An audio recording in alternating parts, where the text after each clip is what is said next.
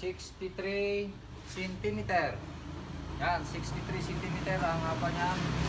At saka 40 cm.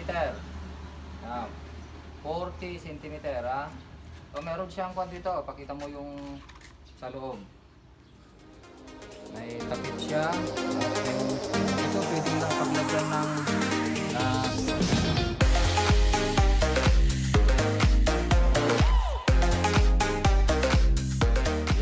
what's up mga kalakay? Welcome again to my YouTube channel. At ang video natin ngayon ay magre-repair tayo ng ating cart para sa ating negosyo. At kung bago ka sa aking channel, ay don't forget to subscribe, i-click ang notification bell para updated ka sa susunod ko pang mga video. At don't forget to like and share and comments down below. So ano pang inihintay natin mga kalakay? Let's do it! So ito yung dapat natin na i-repair mga kalakay. Ito. Medyo sira na yung lalagyan ng pan natin. Timplahan. Oh. Grabe oh. Hanggang nangangalawang na at wala na, mahuhulog na yung manok dito. Dito no tinitimpla yung kan, minamarinate yung manok.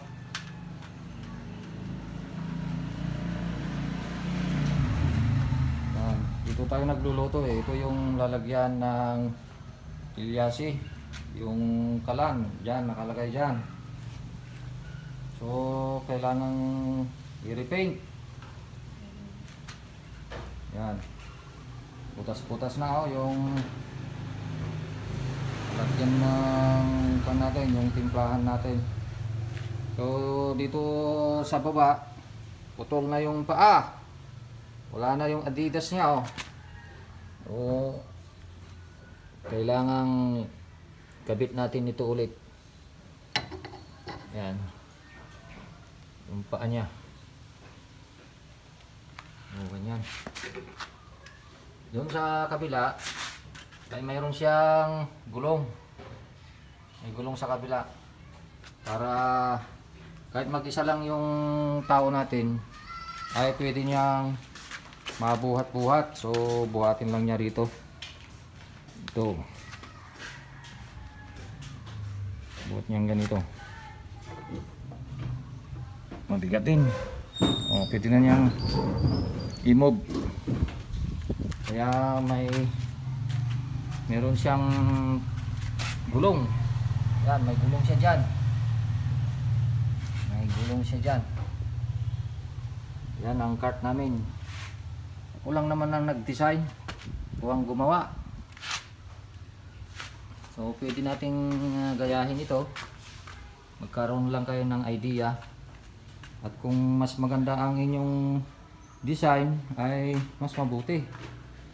So dito sa banda rito pinapatong yung salamin, yung glass na lalagyan ng glass case na lalagyan ng chicken natin. Yan. So dito na yung ating mga kagamitan. Meron na tayong welding machine. Yan na. May mga pinta na tayo dyan. Kailangan natin ng rivets, riveter, blind rivets, kako. Yan. Yan na yung mga gamit natin. Ito na yung ating gagamiting welding machine mga kalakay. Ito yung ginamit ko na paggawa sa mga cart natin. O mga 6 ang ginawa kong cart. Medyo matagal na rin. At matagal na rin hindi nagagamit ito. Nakalagay lang sa bodega. So magagamit ulit natin. So kabit na natin yung welding machine. Yun. Ito live ito eh. Kung mahawakan natin to ay okay naman. Hindi ka naman makukuryente kung hindi pa nakataas yun. So ito yung circuit breaker nya para taas natin para okay na siya. So ready na siya.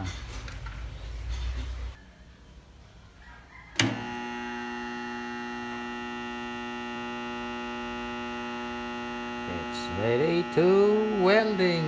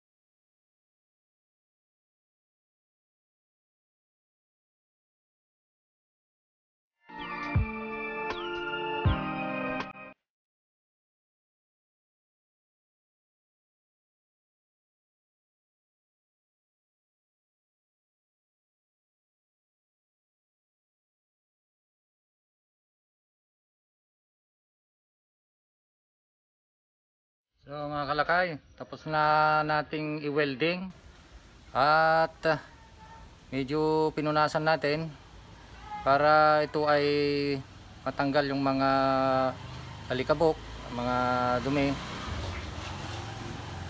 Pwede na natin pintahan, pero yung primer pa lang ang ating ipipinta.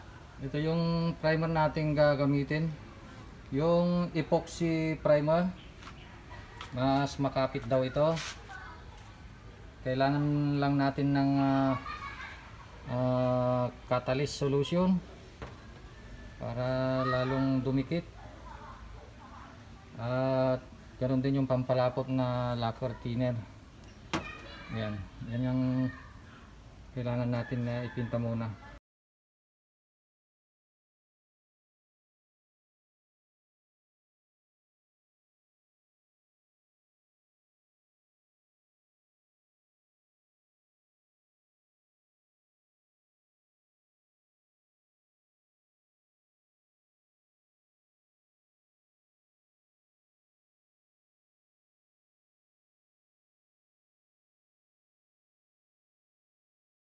Good morning ulit mga kalakay. Ating ipagpapatuloy ang ating paggawa dito sa cart. Kahapon ay hindi natin ituloy dahil masyadong gumabi at marami tayong mga obligasyon. Alam nyo naman, very busy. Hindi lang obligasyon sa bahay, obligasyon sa pamilya, kundi obligasyon din sa ating church. So marami tayong mga obligasyon mga kalakay. So atin ang ipagpatuloy ang ating pagbibinta. Ang totoo ay nakatimpla na tayo ng pinta. So atin na ipipinta. Ayun mga kalakay, background yung nasa labas na pisto namin ng fried chicken. Nagluluto pa yung kasama namin, mayroon lang naghihintay na bibili, mga bata. Mahiya pa Mahiya pa yung mga customer namin. So pipintahan na natin ang ating cart.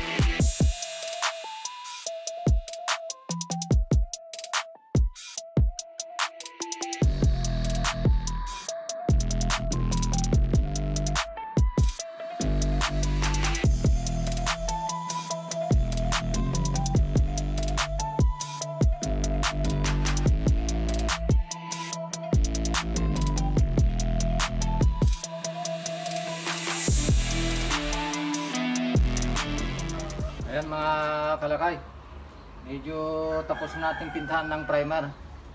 Ang totoo nga niya na ngayon lang ako gumamit ng ganitong primer, epoxy primer. Madali siyang matuyo.